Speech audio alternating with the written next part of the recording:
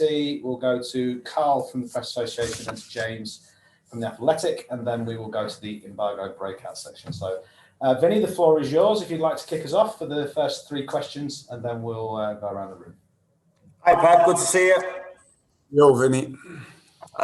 Early days, I just want to check up on the injury situation at the moment. I mean, early days for Harvey after his operation, but I just wonder how he's getting on with his recovery, what the plan for Roberto Firmino is this week, and has Trent also recovered from illness as well? So let's start with Trent because it's the most recent one, I think. Basically, our game started against Palace at 12 o'clock with him calling the doctor. He took his responsibility, but these guys, and it says a lot about our group, is that they always want to play. So even when he felt a little bit ill, he wanted to play, but it's better after 2 times 90 minutes with the situation of all these intense games that we took the decision to leave him out. But speaking about Trent, I have to speak immediately about James Milner because we wanted to sort the situation with experience, but we got so much more in the game. James dominated this right flank offensively, unbelievable. I'm really proud that we have these players who only hear 3 hours before kickoff that they're going to play, and they play in such a decisive way, defensively and offensively. So big respect for James in that way. Trent is still not feeling 100%. He will do some jogging, hopefully, but he will not be in the squad for tomorrow. So hopefully, of course, no COVID symptoms, but still we tested regardless. So he's out for tomorrow and hopefully ready for the weekend. So we will build him up again. Then we have Thiago. How the gaffer said after the game, he had a calf injury. Shame because he was taking the game by the hand. He was playing these passes like unbelievable and real influence on our offensive play. So that's really the bad thing of this weekend, that we lose 2 of our, I would not say most influential midfielders, but really influential midfielders with Harvey and Thiago in 1 week. So that's a shame, but he will not be ready for tomorrow, and he will not be ready for the weekend as well. We're waiting for the scan result, and then we know more, and then we can make a proper diagnosis. We have Bobby. He will start doing today parts of team training, so that's good. He's progressing really well. He will not be involved tomorrow. That comes too early, but it's really good and a big compliment for our medical department that he's already where he is, and hopefully we can make him ready for the games coming. And we have, of course, Neco Williams, who is progressing really well. Also not ready for tomorrow. And just on Harvey, just wonder how his early stages of his recovery are going, Pat. Harvey's Harvey, a young boy, deals with it outstandingly, I have to say. And if you see our squad of players, we have so many players with. We had not a similar injury, but a similar situation where they had a long-term injury. And then you see that our group is a proper family. If you see how they reacted when it happened, there were 2. Nabi was with tears in his eyes next to the pitch. Curtis was like emotionally. You see how much it means to all of us, not just from a football point of view, but from a young player point of view. Of course, it's in such a good moment. We lost one of our better midfielders. But he deals with it really well, and how you see we have a really strong structure in place with our medical department, with Matt, with all the guys around, and we try to support them as much as we can in this early stage. And with a long-term injury, it's like each day is a victory. The small things make step by step, and he's focusing on this. So yeah. Looking at the football side of things, how excited are you by the start to the season that you've made? But also when you look at the depth of quality that there appears to be in this title race now, how difficult a task is this title race going to prove to be, do you feel? Yeah, that's the good thing about us. With the manager being already in place for such a long time, we have a clear identity, a clear culture we set in place. We have this mentality that we only watch the next game, that we prepare the next game as the next final. So now it's all about the League Cup, and this is what the game we want to attack, we want to compete in.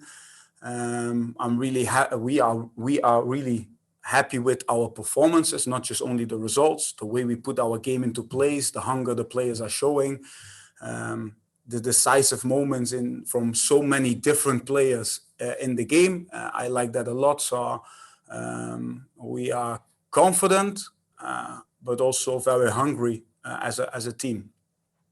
And how are you looking to utilise the squad again, Pep? I mean, we touched on it with some of the absentees there, but I'm thinking there's an opportunity there for game time for the likes of Nat Phillips, the likes of Kirkby Minamino as well. Yeah. So if you think about team selection, you have to understand our way. So we want to compete in a certain style, with a certain style of football. We want to press. We want to be offensively. We really want to be dominant in terms of to control the game. What I'm trying to say is that if you want to play like this, if you want to compete like this, you need fresh legs, fresh minds, fresh lungs. You need energizers on the pitch, and that's what we try to do, bringing new players who can energize the others, because we play each 3 days. So understanding team selection, you need to understand our way. So how I said before, for us it's an important competition. Despite what people are saying, one, because we want to introduce new talents. Second, we have this group of players inside our building who won so much, but to become proper legends, they are legends, but become proper legends. You need national cups as well, so we want to attack them, and we really look forward to this. If you look back the last 3 years in the cup, in this League Cup, it was Chelsea 3 years ago. It was 2 years ago we won the World Cup for teams in Qatar, so we couldn't play it. And last year we played against Arsenal and lost on penalties. So you play against two really good teams. You need to be lucky as well with the draw. And against Arsenal, we created chance after chance, and in the end it became penalties. So that has nothing to say with how we respect this cup. Yeah. Brilliant, thank you. Couple for Chris Coughlin from the BBC. Merseyside, Chris. Hi, hey. Ibrahima Konate, he's had to wait for his opportunity, but what were your thoughts on his debut performance against Crystal Palace, and how well has he settled into the group? Yeah, Robbo said it to him. Listen, all of us, we need time to adapt to our style. Virgil was probably one of the only ones who came in, but he still needed to adapt. But he adapted with immediately games. So he started playing and adapted to our style with time. An unbelievable way, like he was like a puzzle piece, missed one of the missing ones, like a big piece. But so Robbo explains it, and that's how they take care of him. He's settling in well. He's a beast in terms of physics, so he can catch so many players. He's strong in the air, has a really good build-up, so strong offensively as well.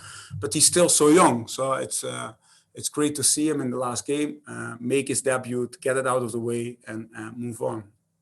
And you mentioned James Milner earlier. He's been involved in the EFL Cup in recent years, of course, with the youngsters as well.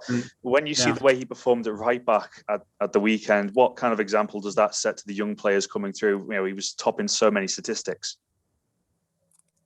Yeah, big respect for James. That he's such a versatile player and such a strong mentality to be able to adapt so quickly to a new position or a new style against a very, very experienced, quick Premier League winger. But he eat him. He went for each challenge. He played on the limit, but really good. So that's not the only thing. I think with making these changes, you always hope that like the connection with the other players around. So with Hendo and Mo, that this stays fluid, and we had such great combinations between these three in the game. So how I said, he dominated the right flank, both offensively and defensively, and that's what we need. And of course, if there's one example in our group in terms of professionalism, it's Mo. No, it's Millie as well. So it's great, yeah. Brilliant. Thank you very much. We'll go to Carmarthen Press Association and to James Pearce from The Athletic. If we can start having the hands up for the embargo section, that'd be grand. We've got Paul Joyce at the moment. Carl, over to you. Hi, Pep. Hey, Carl. Hi. You've spoken about the need to have fresh legs, fresh lungs, and rotate the squad. I'm just wondering, how easy is it for some of these players who haven't played a lot of minutes to come in and be effective in a game like this when they've barely played? And this is why it's so important that we had our group together for such a long time in pre-season, where we had so many games, where everybody played so many minutes. Again, I go back to our culture and our identity started a long time ago. So it's not that that's something new for the players. They are used to our way we want to play. So that's a really important aspect of. And then by the training ground, by what they are seeing in the last games, it's a huge opportunity for all of them. And the challenge lies more in making the team collective, making the team with changes proper together. Yeah. And you spoke about this can be a competition for introducing young talent. I'm just wondering what thought process do you go through when deciding who makes the step up? Some of the younger players make the step up to play in this. What factors do you consider? Because it's not just a question of just picking 3 or 4 young players and sending them out there and saying, go on, have a run about. No, yeah, it's how can I say? First of all, this league competition has proven gold for us. Huh? So I want to give one name who's going to start tomorrow. That's Curtis Jones. Why I want to say this name? Because he will play his 50th game tomorrow. So, and it all started with these kind of games. Another thing is that example, our Champions League qualification. So everybody, our Champions League group, everybody was saying, what a strong group, the group of that, it's so difficult, it's that, all these things. And I was only thinking like, wow, we have 6 top games. If you come from a development or academy background, you know how important it is that you have like top games to develop. And one thing our group and our squad needs is to become better, to make the next step. And this only works with game time. So for young players, it's really important in the right games with the right players around them, that there's still stability, that there's still a clear way of play, that we can push them. And second is we need these games. The more games we play in the season, the better, because that means that we are progressing. And if we are progressing, we get better games. If we get better games with more pressure, the better, because we become a better team, because we learn, we adapt, we create these experiences with our team. Yeah. Brilliant. And then to finish the open section, we go to James Pearce from The Athletic, and then we go to the embargo part. James. Hi, Pep. James. Pep, just as you touched on, then this competition has provided some fantastic opportunities for young players in recent years. We've seen Kaide Gordon spend, most of the pre-season with the senior squad. How did he adjust to those surroundings? And is he someone as a coach you're excited about his huge potential? I'm excited. I'm excited about our academy. So that's first. There are so many talents, like. How do you say, diamonds? So many special players who just can't wait to make this step. So it's so important that we keep doing this, because with one player we push, we inspire a whole academy. So we have to keep this logic of the inside pathway. And one, because we win players, and second, because we become a better team, because young players will never let you down. Never. They never did, and they never will. About Kaide.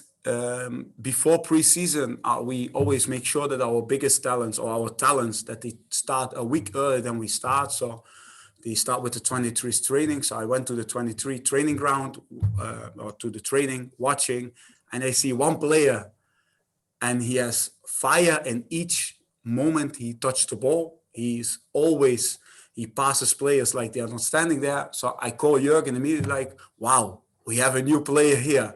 So we take all these young players to the preseason. And when do you know you have a good player around you? Is when the senior players start taking care of this young player. So when you see James Milner speaking with Kaide, when you see Trent becoming like a proper mentor, like when you see that they invite him to sit on the table. And all our boys invited him in our group, and that made it so not easier, but it made it good for him how to adapt to our team, to our style. But he is what you see a lot with these kind of wingers. They can outplay, they can combine, but he has a goal in him, and he has this natural ability to be in the box between the goalposts to scores, even when the cross example comes from the opposite side, and that not many talents have that. They have maybe dribbling skills, but they don't have this desire to shoot, to come in the box, to score. So he's a typical Liverpool Football Club winger, in my opinion, because he has goal, he has speed, he has. Now we really like him. I'm really happy that he's with us. Any follow-up, James? No, that's great. Thank you. Yeah. Lovely. Right, we go to the breakout then. So.